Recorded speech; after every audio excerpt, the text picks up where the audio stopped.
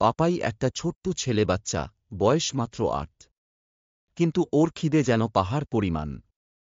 বাড়িতে সবাই ওকে আদর করে পেটুক পাপাই বলে ডাকে। মা রান্নাঘরে ঢুকলেই পাপাই পেছনে পেছনে গন্ধ শুঁকে হাজির। সকালে উঠে পাপাইয়ের প্রথম প্রশ্ন, মা, নাস্তা কি? মা বলল, রুটি আর ডিম ভাজি।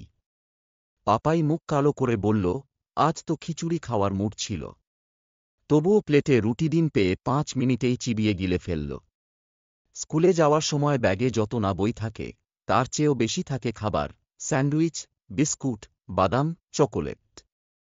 ক্লাসে বসেই বইয়ের পাতার নিচ লুকিয়ে খায়। একবার তো ম্যাডাম চকোলেটের গন্ধ পেয়ে ধরেই ফেলেছিলেন।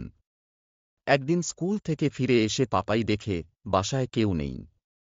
তাহলে রান্নাঘরে ঢুকে ফ্রিজ খুলে দেখে মায়ের বানানো পায়েস, ভাজার ডিম আর ঠান্ডা আমের শরবত।